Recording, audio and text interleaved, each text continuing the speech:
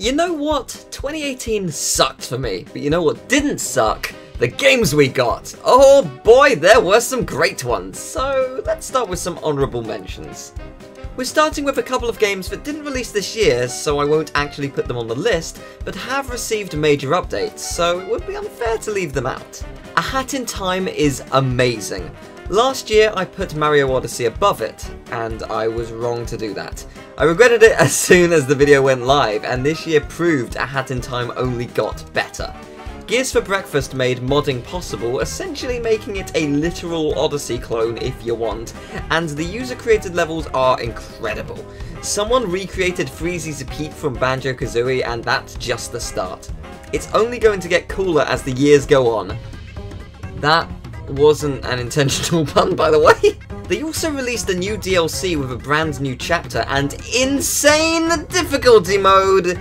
Jesus Christ, no, I can't. It is too hard. I love it, but I hate it. Oh, just let me play something easy. Which leads me to my next honourable mention. Hollow Knight.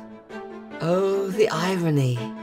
Hollow Knight received 3, technically 4, expansions for free, which deepens the lore, adds new areas, new bosses, and the hardest boss rush devised by man! If you want a challenge, this game will give it to you, and you will suffer. Every boss in the game is an unending gauntlet, and if that wasn't tough enough for you, you can add restrictions and added difficulty modes for yourself, making it significantly harder. Lovely! Next up, Fortnite. Love it or hate it, this game is super fun.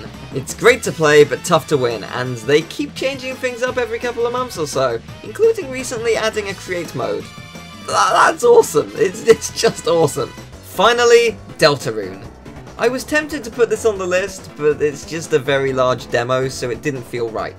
Deltarune is an alternate universe to Undertale, and it is utterly brilliant.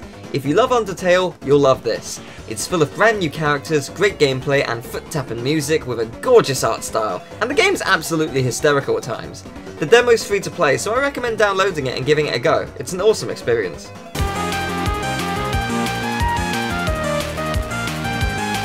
Dragon Quest XI would be higher on the list if I had finished it, but it's such a massive game, I just haven't had time yet, but it's so good! I couldn't not have it on this list, you know?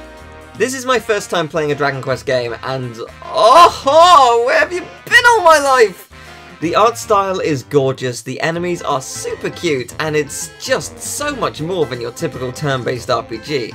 I mean, sure, it is that, but there's horse racing, gambling, fade to black sensual massages. Oh wait, that one's a bit weird. It's just a fantastic time all around, and you won't be disappointed if this is your first Dragon Quest game. I'm definitely looking into more of the series after I finish this one.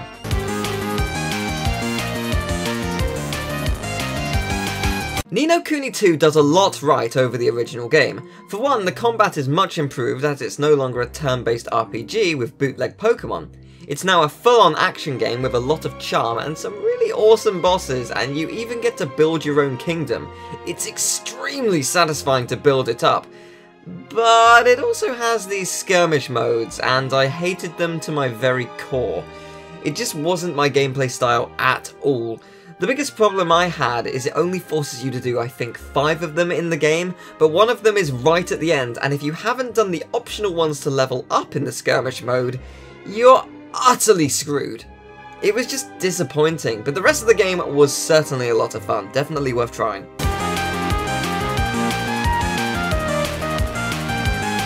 Shadow of the Tomb Raider is a brilliant conclusion to the trilogy of Lara's origins. The developers truly learned what worked and what didn't with the previous 2 games and improved on them tremendously. The gameplay was fantastic, the world gorgeous and fun to traverse, the menus were actually very beautiful, and they had some truly badass imagery in some of the scenes. Lara rising from the water, silhouetted by fire, is one of the most memorable gaming images I've seen in quite some time. Oh, I love that.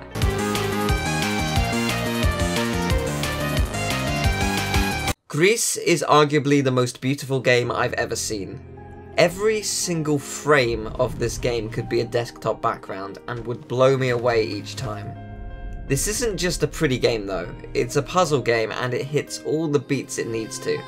Whilst it may not be the trickiest game, it's got a lot of heart and is something you should experience. It's definitely worth your time.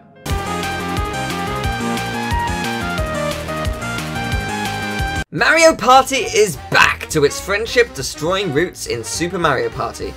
Instead of driving 700 miles with your friends and enemies in a car, you're back to clawing each other's eyes out to collect stars. And let me tell ya, they're really not hard to get anymore. They're much cheaper and the boards are smaller. But who cares? It's Mario Party, and God, I love this game. There is a lot more to this game than just that though. The minigames are great, some of them are among my favourite in the series, and then there are some rhythm games that I couldn't really get into.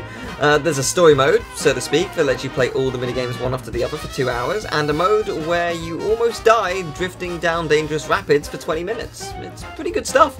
Its biggest drawback is the online. This game finally has online, but it's not the boards, it's minigames, and it's only a selection of minigames each day.